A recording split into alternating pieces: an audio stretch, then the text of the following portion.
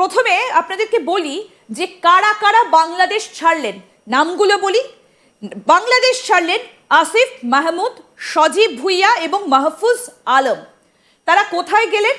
তারা গেলেন দুবাইয়ের উদ্দেশ্যে রওনা হয়েছেন। দেখুন তো, এই যে আমরা নামগুলো আপনাদেরকে দেখাচ্ছি, দেখুন এটা হচ্ছে বিজি অর্থাৎ বাংলাদেশ এয়ারলাইন্সের ডিপার্চার যে লিস্ট, অর্থাৎ যেখানে প্যাসেঞ্জার লিস্ট থাকে সেটা আপনাদেরকে দেখাচ্ছি। এটা কিন্তু সবার সামনে আসে না, এইভাবে প্যাসেঞ্জার নেম সবার সামনে আসে না, কিন্তু সূত্র মারফত এই খবর আমাদের কাছে এসেছে এবং তার প্রমাণ আমরা আপনাদেরকে দেখাচ্ছি। 23শে জানুয়ারি কখন তারা ছেড়েছেন? অ্যাট 18:45,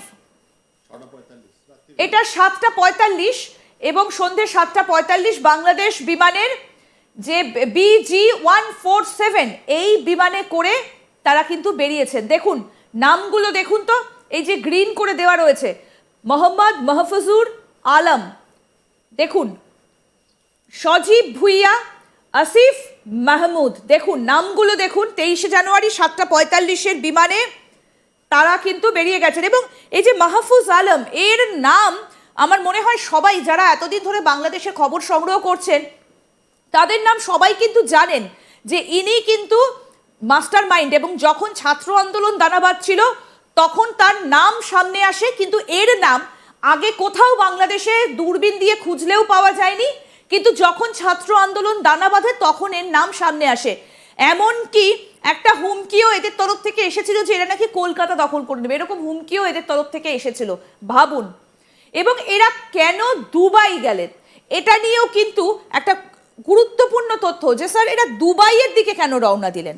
দেখুন, মাহফুজ আলমের সম্বন্ধে আপনাকে জানাই, এর নামটা প্রথম প্রফেসর ইউনুস যখন বিল ক্লিন্টন তাকে ইউনাইটেড নেশন জেনারেল অ্যাসেম্বলিকে অ্যাড্রেস করতে গেছিলেন, এদেরকে নিয়ে গেছিলেন আর একে দেখিয়ে বলেছিলেন he has meticulously planned the entire operation. তার মানে প্রফেসর জানতেন না, আর এই মাহফুজ আলম যেটা ছিল এর কর্তা ধর্তার ব্রেন ছিল। এখন এই 6 মাসে বাংলাদেশের আমাদের ভাই বোনরা জানতে পেরেছে এরা প্রচুর টাকা এদের ব্যাংকে ঢুকেছে, এদের পরিবারের কাছে ঢুকেছে, এদের কাছে ফরেন অ্যাকাউন্ট আছে, ওদের কাছে ঢুকেছে। ধাপে ধাপে এটা আপনাদের সামনে চলে আসবে, চিন্তা করবেন না, এরা সব দুর্নীতিগ্রস্ত। এটা করার জন্য অনেক টাকা এসেছে। এটা কি বাংলাদেশকে এই পথে নিয়ে যেতে পুরোটারই কি মাস্টারমাইন্ড এই মাহফুজ? ইয়েস, অফ কোর্স, বিলকুল আপনি অ্যাবসলিউটলি কারেক্ট বলছেন। আগে কি হতো, প্রফেসর ইউনুস একদম মাস্টার মাইন্ড এরা ছিল। এই জন্য এই লোক নয়, অনেক লোক আছে ওর মধ্যে, ওরা পুরো আপনার টোটালগুলো ন্যারেটিভ, ডিপ স্টেট যেটা আমরা বলছি, ফেক ন্যারেটিভ যেটা বলছি, এরাই ছিলেন, রাইট? আগে কি হতো, ডক্টর ইউনুস যেখানে যেতেন, জিএতে অনেকগুলো ইন্টারন্যাশনালেতে যেতেন, ওখানে এদেরকে নিয়ে যেতেন একটা সেফ সিকিউরিটির জন্য। কিসের জন্য দুবাই কেন? হ্যাঁ বলছি আপনাকে, আগে এটা কি হলো, প্রফেসর ইউনুস এদেরকে নিয়ে যেতেন সঙ্গে সঙ্গে, এটা ছেলের স্টুডেন্ট অ্যান্ড প্রফেসরের মধ্যে রিলেশন ছিল।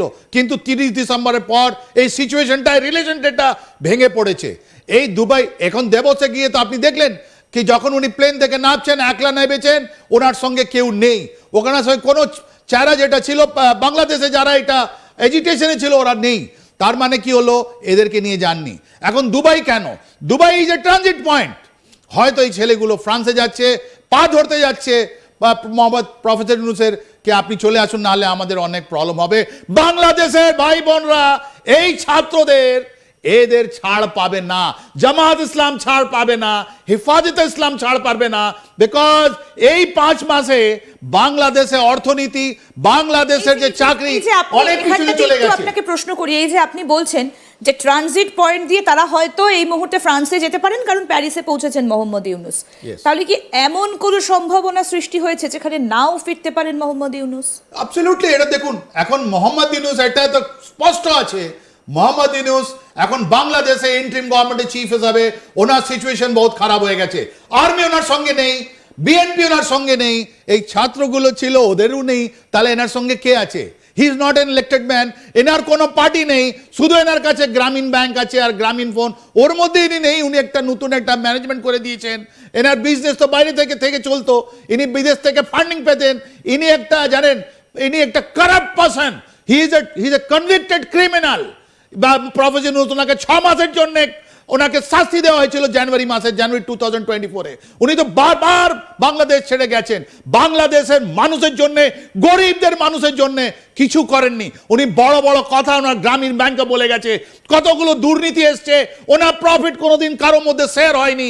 ওখানে মা বোনরা বলছে আপনি তো বড় বড় স্বপ্ন দেখিয়েছিলেন। এরা ইউরোপে একবার ঢুকে যায় তাহলে তো কারোর ক্ষমতা নেই এদেরকে ফিরিয়ে আনার। না দেখুন, এইরকম কথা নয়। কোনো কেমেন আইল্যান্ডের মতো এরকম বা মন্টেনিগ্রোর মতো কোনো জায়গায় যদি এরা যায়, ভেরি গুড কোশ্চেন। যেখান থেকে কোনো বন্দি প্রত্যর্পণ চুক্তি নেই। বিলকুল, আপনি বিলকুল, তার মানে আপনি একটা ধাপে আপনি ইঙ্গিত করে দিচ্ছেন যে বাংলাদেশের আজকে দিনের এই যে ইন্টিম সরকার আছে ওদের কি স্থান, ওদের কি সিচুয়েশন আছে। তার মানে ওরা ভয় পালিয়েছে, তার মানে ওরা পয়সা নিয়ে পালিয়েছে, তার মানে ওরা মোহাম্মদ ইউনূসকে রিকোয়েস্ট করতে গেছে, তার মানে ওরা সেলটা নিতে গেছে। কেন যে বাংলাদেশের মাটিতে যেরকম ক্রিমিনাল, যেটা আপনি দালিমকে দেখলেন, রশিদকে দেখলেন, যারা বাংলাদেশ থেকে ছড়ে পড়েছে, ওদের হাতে রক্ত লেগে আছে 2000 থেকে বেশি। ওখানে আমাদের হিন্দু বাঙালিদের রক্ত লেগে আছে ওদের হাতে। ওরা জানে আসলে ওরাও ট্রাই হবে। এই কোর্ট, এই বাংলাদেশের কোর্ট, এই জুডিশিয়ারি ওকে ছাড়বে না। কেন যে এখন পর্যন্ত এবার একটু আমরা বাংলাদেশের আঙ্গিকে যদি আলোচনায় আসি, কারণ মোহাম্মদ ইউনূস তিনি দেশে নেই, ফিরবেন কিনা সেটা আমরা জানি না, এটা নিয়ে প্রশ্ন উঠছে।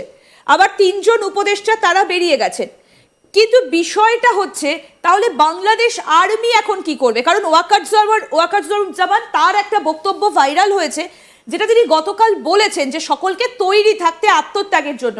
আসুন শোনাই কি বলছেন ওয়াকারুজ্জামান, শুনুন।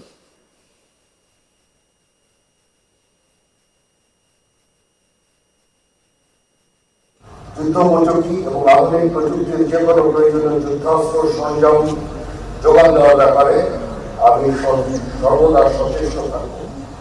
ইতিমধ্যে আমরা ইন্ডিজিনিয়াস ডিফেন্স ইন্ডাস্ট্রি তৈরি কার্যক্রম শুরু করেছি, যা আমাদের সক্ষমতাকে অনেকাংশে বৃদ্ধি করবে। যুদ্ধোপযোগী এবং আধুনিক প্রযুক্তির যে কোনো প্রয়োজনীয় যুদ্ধাস্ত্র সরঞ্জাম যোগান দেওয়ার ব্যাপারে আমি সর্বদা সচেষ্ট থাকব। ইতিমধ্যে আমরা ইন্ডিজিনিয়াস ডিফেন্স ইন্ডাস্ট্রি তৈরি কার্যক্রম শুরু করেছি, যা আমাদের সক্ষমতাকে অনেকাংশে বৃদ্ধি করবে। স্যার, আপনি শুরুতে যেটা বলছিলেন যে ওয়াকারুজ্জামানের সঙ্গে মোহাম্মদ ইউনূসের কোনো যোগসূত্র নেই, এটা ফটো সেশন বা ফটোশুটের জন্য পাশাপাশি বসা, এটা কি তার ইঙ্গিত মনে হয় যিনি বলছেন দেশবাসীকে তৈরি থাকতে? দেখুন, আগেই আমি আপনাকে জেনারেল ওয়াকারুজ্জামানের সম্বন্ধে অনেকবার কথা বলেছি।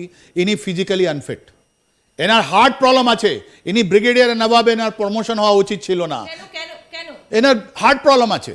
অ্যান্ড বাংলাদেশ আর্মি একটা অনেক প্রফেশনাল আর্মি আছে, পুরো বিশ্ব ওরা সম্মান অর্জিত করেছে। তাহলে ওনাকে বসিয়ে রাখা কেন যদি হার্টের প্রবলেম থাকে? কারণ লড়তে হবে, ফ্রন্টে এটাই তো থাকতে হবে। ম্যানিপুলেশন, এটাই তো ম্যানিপুলেশন করে উনি ম্যানিপুলেটর। ওনাকে জুন মাসে যখন ওনাকে সেনাধ্যক্ষ বানানো হলো, কে ম্যানিপুলেট করেছে? ওনার তো নাকি ব্রিগেডিয়ারের ওপরেই যাওয়ার কথা ছিল, তাই জন্য তখন থেকে উনি ম্যানিপুলেট করে চলে আসছেন।